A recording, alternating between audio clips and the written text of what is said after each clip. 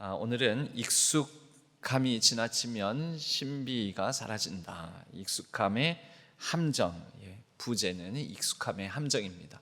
익숙함의 함정이라는 게 있습니다. 너무 익숙한 나머지 그 익숙함이 복이 되지 못하고 자신에게 화로 돌아온다라는 것이죠. 지식의 저주라는 말도 있습니다. 많이 배운 사람들, 특히 교수님들이 자신은 박사학위까지 받고 했으니 내가 아는 것을 누군가에게 전수해 주면서 학생들에게 가르치면서 자기가 아는 것을 전제로 얘기를 한다는 거죠. 이 정도는 다 알겠지.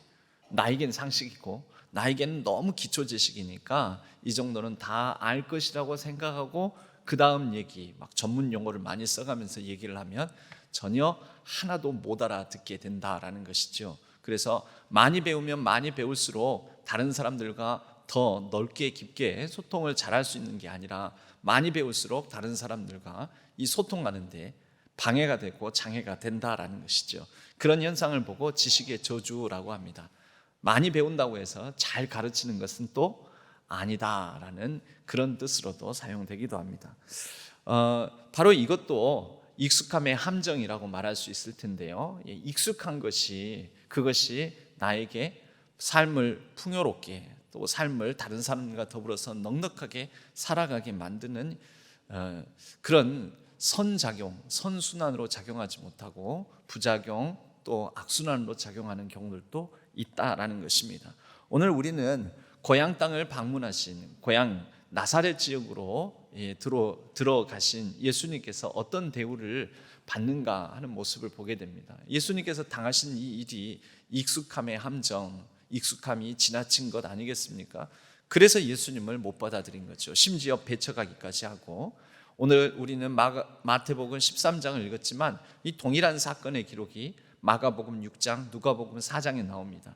누가복음 4장에서는 이 해당 부분에 같은 병행 본문 단락에 심지어 예수님을 벼랑 끝까지 내몰아서 죽이려고까지 배척하다 못해서 죽이려고까지 하는 모습이 나옵니다. 왜 이럴까? 어떤 익숙함에 문제가 있었을까? 이 첫째로 보면 예수님을 어렸을 때부터, 여러분 예수님은 언제부터 이 나사렛 사람으로 불려지게 되었고 나사렛 지방에 살게 되었을까요? 예수님은 원래 베들레헴, 우리가 다 잘 알지 않습니까? 베들레헴 마구간에서 태어나셨다. 베들레헴이 고향이어야 되는 것 아닌가? 근데 예수님은 베들레헴에서 태어나셨는데 헤롯의 이 영아 살해 사건을 피해서 애굽으로 피신을 가셨습니다. 이 마태복음에는 그 예수님의 애굽 피신 사건에 대한 기록이 나옵니다. 애굽으로 피신을 가셨다가 헤롯 왕이 죽었다는 소식을 듣고 돌아오십니다. 근데 바로 그 유대 지방으로 돌아오시지를 못하고 그의 아들 포악하고 아주 흉악한 헤롯 아켈라오라는 사람이 왕이 되었다는 소식을 듣고 유대로 돌아오지 않고 갈릴리 지역의 나사렛으로 돌아오게 됩니다. 그래서 그곳에서 어린 시절을 나면서 그곳에서 자라게 되는 것이죠. 자라면서 이제 예수님에 대해서 나사렛 사람이다, 그곳에서 자랐으니까 불려지게 되었습니다. 이것을 조금 배경 이해를 좀 할 필요는 있습니다. 지도를 한번 보면은요, 우선 저쪽 이스라엘 지도입니다. 이스라엘 지도를 보면 세 영역으로 나눠져 있습니다. 먼저는 좀 파란색 영역이 있죠. 파란색 선으로 이 영역 표시가 되었는데 저곳이 유대 지방입니다. 당시 이스라엘이 전부가 다 유대 지방이 아니고 저 지역을 유대 지방이라고 하고, 처음 헤롯 대왕, 예수님 태어날 때 헤롯 왕은 헤롯 대왕인데 헤롯 대왕이 유대, 갈릴리 그리고 갈릴리 북부 지역까지 전체를 다 다스렸습니다. 그런데 죽고 난 다음에 그의 아들 세 명에게 각 영역이 조금씩 쪼개져서 통치하도록 나눠지게 되었습니다. 이것을 분봉왕이라고 합니다. 유대 지역, 바로 파란색 영역 안에 있는 부분은 헤롯 아켈라오라는 아들에게 물려져서 다스려지게 되었습니다. 그러니 베들레헴은 바로 이 파란색 영역 안에 있는 곳이어서 아켈라오가 아버지보다 훨씬 더 흉악한 아주 포악한 왕이라고 해서 돌아오지를 않았던 것이지요. 그런데 윗부분에 분홍색 영역이 있습니다. 갈릴리 호수를 포함하고 있는 영역, 갈릴리 지방이라고 흔히 얘기를 합니다. 갈릴리 지방, 이 분홍색 영역 보이시죠? 분홍색 영역 안에 나사렛이 있고 세포리스 있고 가나가 있고 고라신, 가버나움, 우리에게 익숙한 명칭들이 많이 나오지 않습니까? 바로 여기가 갈릴리 지역입니다. 예수님께서 제자들을 부르시고 또 대부분의 사역을 하셨던 곳, 이 갈릴리 지역은 또 다른 아들인 헤롯 안디바 또는 헤롯 안티파스라는 그 아들이 다스리던 지역이었습니다. 그래서 나중에 예수님을 십자가에 못 박을 때 그 빌라도가 헤롯 왕에게 보낸다 할 때 그 헤롯 왕이 누구냐면 헤롯 안티파스. 왜? 관할 지역이거든요. 헤롯 안티파스에. 그리고 또 다른 아들 왕이 있는데 헤롯 빌립이라는 사람입니다. 저 북부 갈릴리 호수 북부에 노란색 영역으로 영역 표시가 되어 있는 부분, 갈릴리 호수 북부 지역. 이곳이 바로 헤롯 빌립이라는 사람이 다스리던 영역입니다. 오늘 우리는 이러한 말씀의 배경을 가지고 예수님께서 나사렛 사람이라고 불려지게 된 저 나사렛을 중심으로 말씀을 나누고자 합니다. 왜 사람들에게 외면을 당했을까? 여러분, 첫 번째, 예수님의 어린 시절부터 자라가는 모습을 다 봤기 때문이겠죠. 익숙해서입니다. 너무 익숙해서. 여러분, 교회 안에서도 역사가 오래된 교회는요, 이 아주 어렸을 때 갓난아이 때부터 지켜본, 이제 지금은 성인이 되고 또 가정을 이루어서 또 자녀들도 낳고 살고 있는데 내가 보기에는 아직 얘처럼 보이는 거죠. 제 어렸을 때 아장아장할 때부터 또 초등학교 때 교회 학교에서 얼마나 말썽 피우고 얼마나 저기 했는지 이제 그런 기억들이 있지 않습니까? 여러분, 이게 익숙함이지요. 이 익숙함이 권위를 인정하지 못하게 만드는 근거가 되기도 합니다. 그래서 우리는 시간이 지나면서 새롭게 그 관계도 재설정돼야 되는데 이 재설정이 얼른얼른 안 되는 거죠. 익숙함의 함정에 빠진 것입니다. 고향 지역에서 예수님은 어린 시절부터 자랐기 때문에 오늘 말씀에도 보면 예수님의 가르침, 회당에서 가르치시는데 그들이 놀라서 이 사람의 지혜와 이 능력이 어디서 났느냐, 이는 그 목수의 아들이 아니냐 하면서 어머니는 마리아고 그 형제들은 야고보, 요셉, 시몬, 유다라 하지 않느냐, 그 누이들은 다 우리와 함께 있지 아니하냐. 익숙한 거죠. 어렸을 때부터 쭉 봐왔으니까 너무 익숙해서, 그러니까 친밀함이라는 익숙함, 이 친밀함의 익숙함이 예수를 배척하는 이유가 되었습니다. 두 번째 이유가 있죠. 이것은 약간 예수님이 가진 배경, 집안 배경, 그가 하는 일, 예수님의 직업이 뭐였습니까?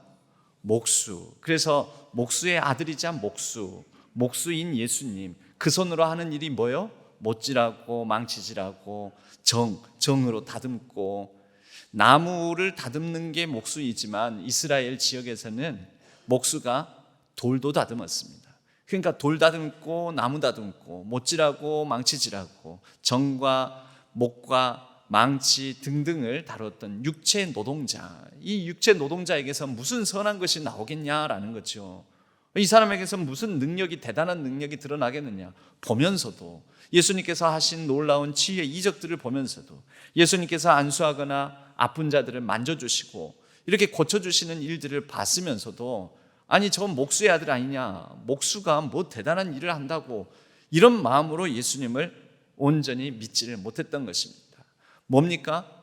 이것은 그 직업에 대한 편견, 가지고 있는 고정관념, 편견의 익숙함의 함정에 빠져서 예수님을 못 받아들였다라는 것입니다. 그런데 이 세 번째, 성경 본문에는 등장하지 않는 또 다른 그들이 가지고 있는, 사로잡혀 있는 익숙함이 있었습니다. 그것은 다시 지도를 보겠습니다. 나사렛 지역에서 바로 이웃 동네에 세포리스라는 그런 지역이 있었습니다.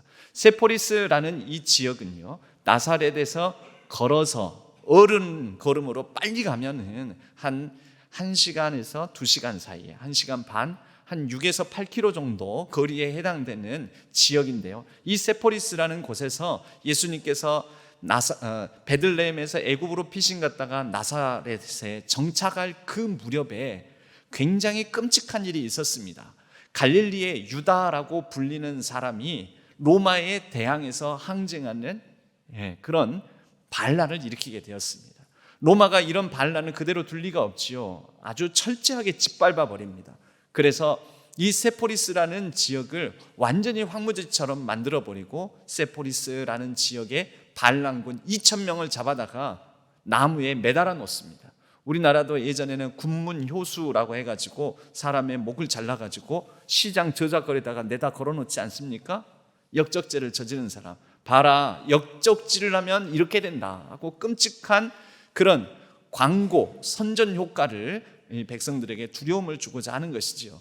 로마가 그랬습니다. 로마는 로마 말을 잘 들으면 어느 정도 종교와 문화에 대해서도 관용을 베풉니다. 그런데 로마에 저항을 하게 되면 철저하게 짓밟아 버립니다.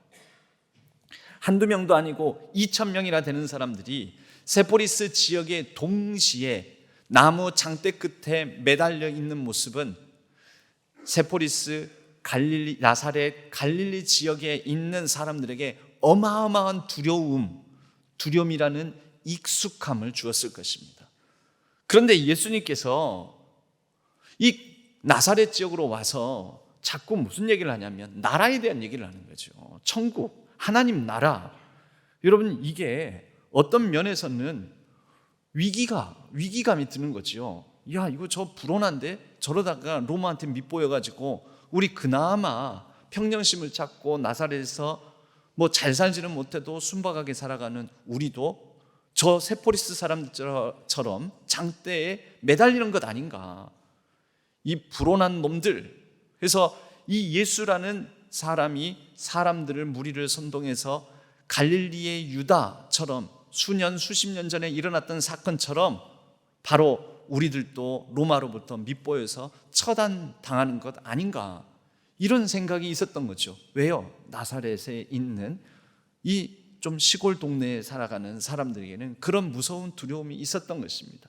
여러분, 그런 두려움을 안고 있는 그들은 예수님이 뭔가 혁명적인, 뭔가 전복적인, 뭔가 시대의 반항적인 메시지를 전하는 것이 달갑지가 않았을 것입니다. 병행 본문인 누가복음 4장에는 우리가 잘 아는 익숙한 본문이 나오지요. 주의 성령이 내게 임하셨으니, 포로된 자에게 주의 성령이 내게 임하셨으니 이는 가난한 자에게 복음을 전하게 하시려고 포로된 자에게 자유를, 포로된 자에게 자유? 눈먼 자를 다시 보게 하고 눌린 자를 자유롭게 하며 주의 은혜의 예를 전파하게 하려 하심이라 하였더라라는 말씀을 예수님께서 바로 이 나사렛 고향 회당에 와서 펼치고 가르친 말씀입니다. 여러분, 이런 말씀을 들을 때 와, 좋다라고만 환영할 수 없었던 게 포로된 자에게 자유를? 지금 로마의 지배를 받고 있는 상황에서 얼마 전에 수천 명의 사람들이 장대 끝에 매달려 죽임을 당하는 처참한 기억이 그들의 공동체의 기억에 여전한데, 예수님께서 하는 이 말씀들이 달갑지 않게 들렸을 것입니다. 그래서 저 사람 때문에 우리까지 다 몰살당하면 안 돼, 피해당하면 안 돼, 익숙한 두려움에 사로잡혀서 예수님을 배척하고 심지어 벼랑 끝에 내보나 죽이려고 했던 모습 아니었을지. 여러분, 우리에게 익숙함이, 우리에게 친근함과 익숙함이 우리에게 에너지를 많이 쓰지 않고도 뭔가 습관적으로 당연히 그런 것 아니야 라고 생각하고 판단하고, 그래서 피곤치 않게 만드는, 여러분, 익숙하기 때문에 피곤치 않은 거죠. 늘 새로우면 피곤합니다. 늘 반응을 해야 되니까요. 어떻게 대처하지? 이 말은 낯설게 들리는데 어떻게 반응해야 되지? 여러분, 이것은 사람들이 에너지가 많이 드는 행동인데, 익숙함은 우리에게 친근하게 만들고 에너지가 덜 들게 만들고, 또 이 무서움이나 두려움의 이런 익숙함의 경우에는 우리로 하여금 두려운 어떤 것들을 사전에 예방하고 피하게 만들어서 자기 자신을 지키고 방어할 수 있는 근거가 되기도 합니다. 여러분, 익숙함이라는 것은 문화로 등장을 하죠. 문화. 예를 들어서 수영장에 가면은 우리는 벗은 몸으로 있습니다. 수영장에서 지금 여러분들처럼 다 입고 있으면 수영장에 가서 저 사람 왜 저러고 있지? 이상해 보이죠? 낯섭니다. 수영장에서는 옷을 벗고,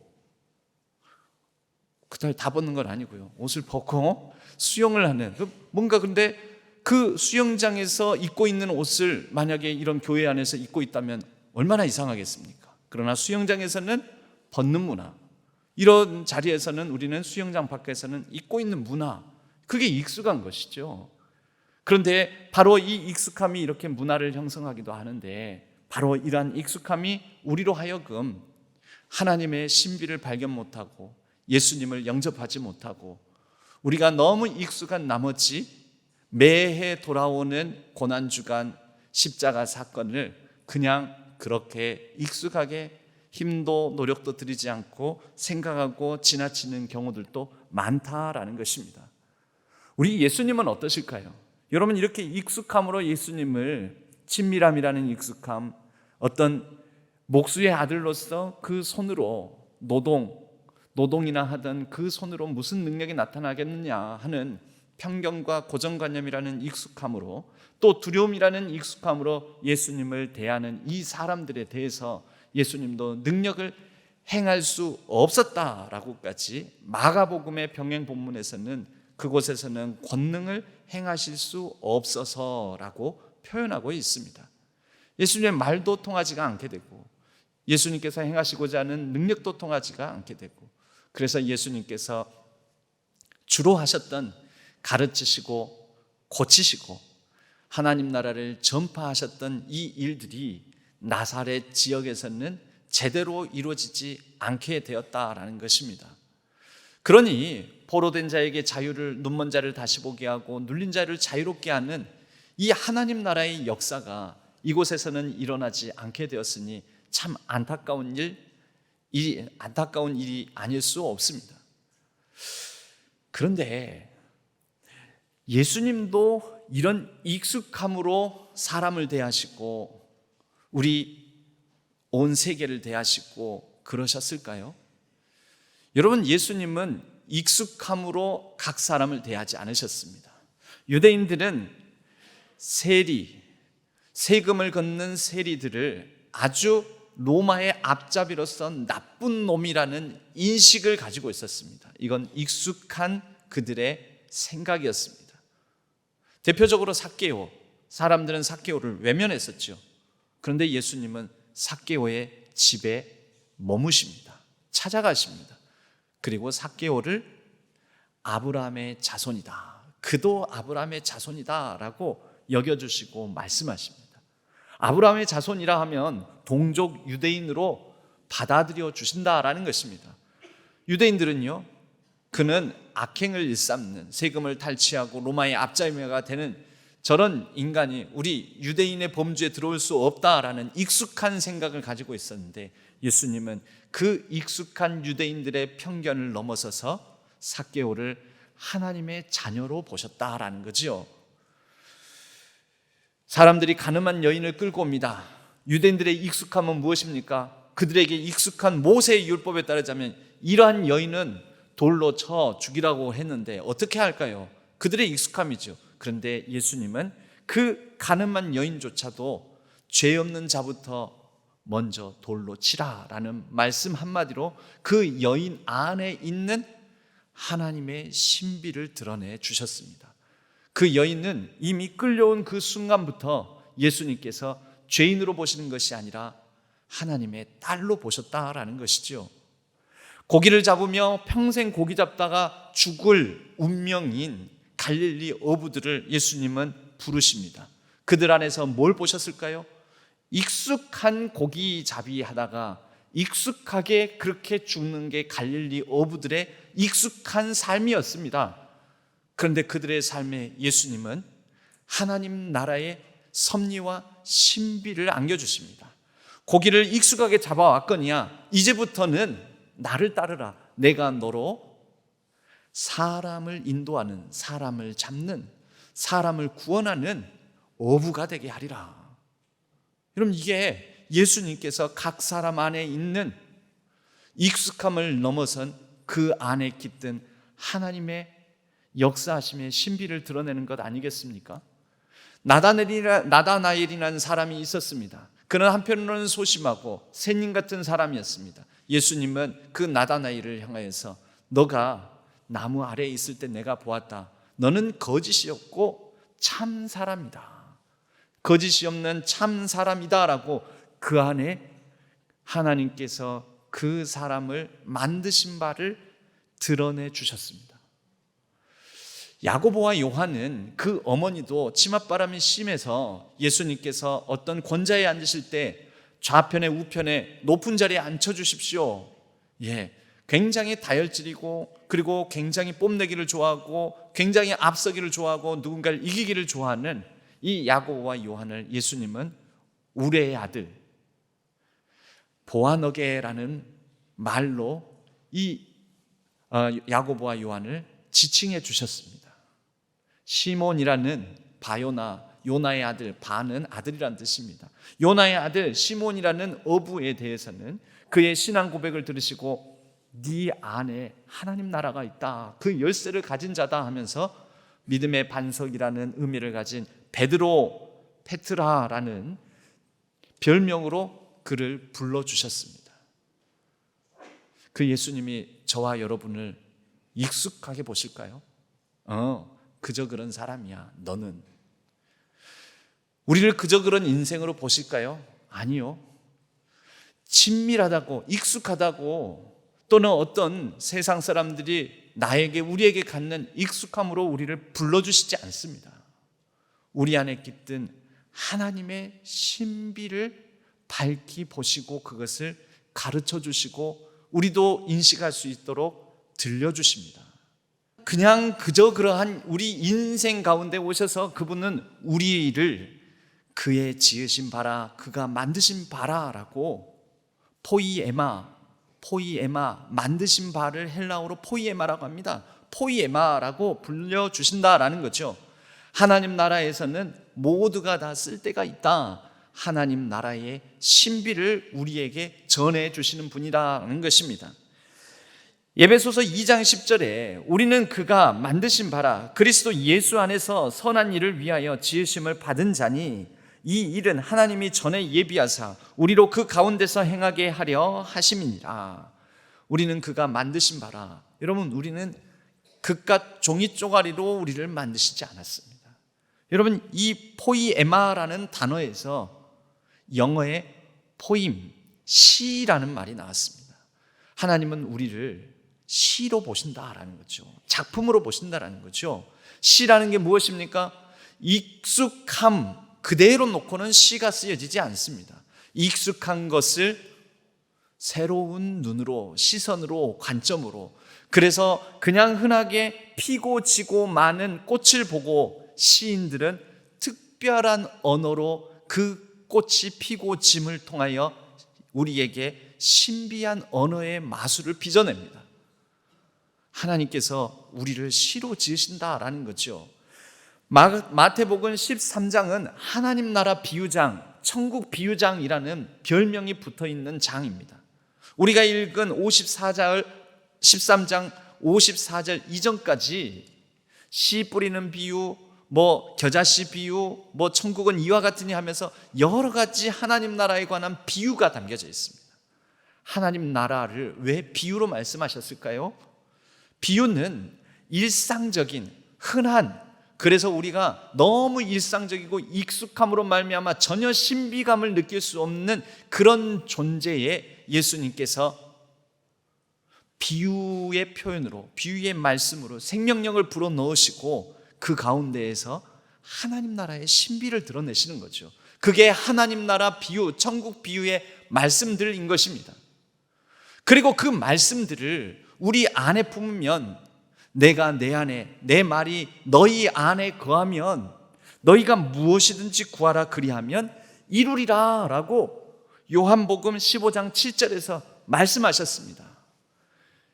여러분, 예수님의 비유의 말씀들은 흔하디 흔한 소재를 가지고 특별하지 않은 그러한 소재들을 가지고 천국의 신비를 드러내시고 하나님의 일하심을 드러내셨고 하나님의 사랑을 드러내 주셨다라는 것입니다. 여러분, 시라는 말이 바로 여러 가지 고도의 비유와 상징들이 시적 언어들에 담겨져 있지 않습니까?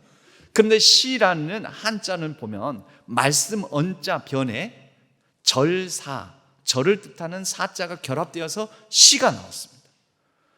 그 자체를 직역을 하면 이렇습니다. 말씀이 절은 뭐 우리가 이제 뭐 이렇게 불교 절 이렇게만 생각하는데요.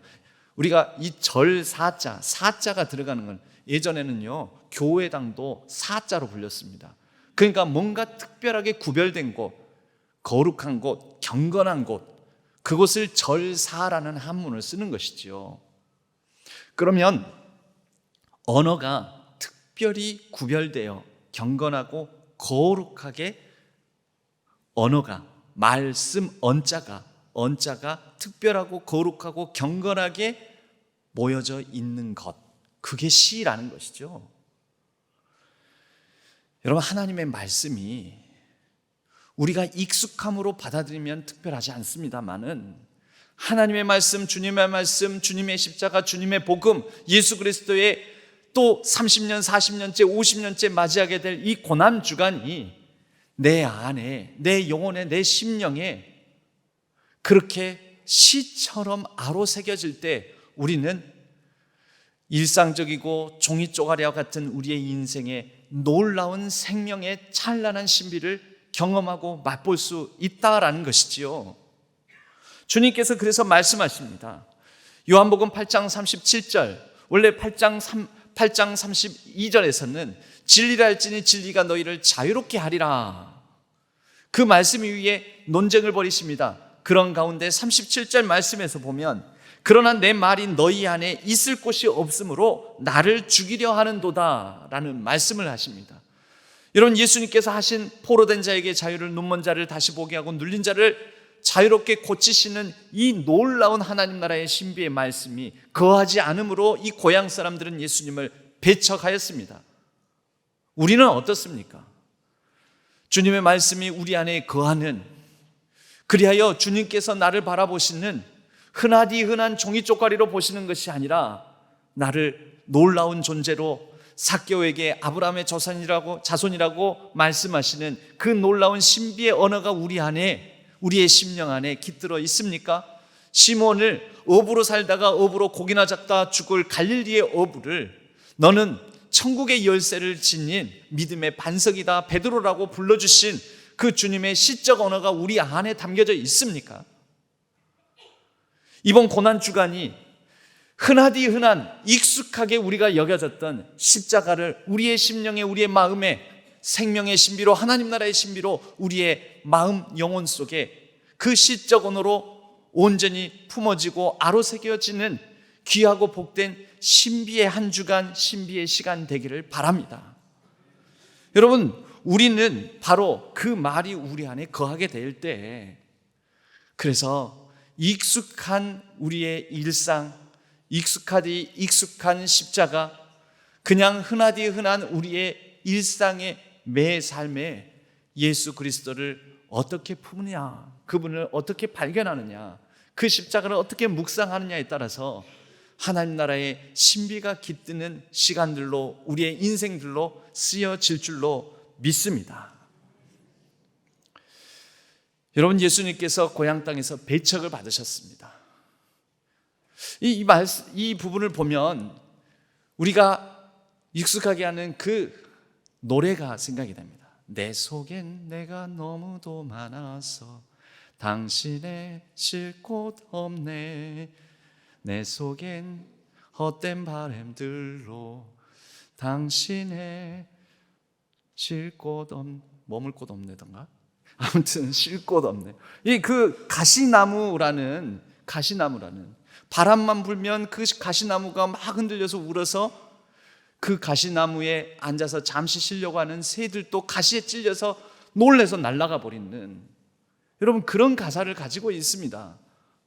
고향에서 배척받으셨습니다. 왜요? 예수님을 너무 익숙하게 봤어요. 그 익숙함이 우리의 마음의 가시 아닐까요? 익숙함이라는 가시를 제하여 버리고 고향에서 배척받으신 예수님이 저와 여러분, 우리의 마음, 영혼, 심령 안에 온전히 깃드는 그분의 말씀이 가시나무와 같은 내 심령이 아니라 그냥 흔하디흔한 일상적인 가시 돋친 사람으로서의 내 심령이 아니라 가시가 재진 나의 비록 연약하고 부족한 나무 막대기 같은 내 심령이지만 이 가운데 이번 한 주간 동안 주님의 말씀이, 주님의 십자가가 내 안에서 깃들어 쉬시기를 바랍니다. 그런 마음으로 우리가 이 한 주간 십자가를 깊이 묵상하며 7인 7색의 다양한 목사님들을 통하여 십자가의 신비를 품는 귀하고 복된 한 주간 되기를 바랍니다. 여러분, 그렇게 될 때 그 십자가로 말미암아 우리는 예수님께서 주시는 그 하나님 나라의 놀라운 생명 신비를 온전히 누리는 한 주간 될 줄로 믿습니다. 고향 땅에서는 외면받았지만 우리의 마음 안에서는 너희가 하나님의 성전인 것과 하나님의 거룩한 영 성령이 너희 안에 거하시는 줄을 알지 못하느냐? 우리 주 예수 그리스도의 그 십자가의 신비가 이번 한 주간 영접하지 못한 나사렛 고향 사람들의 익숙함이 아닌 특별한 신비로 그 십자가를 온전히 붙드는 이번 한 주간 되기를 주님의 이름으로 간절히 축복합니다.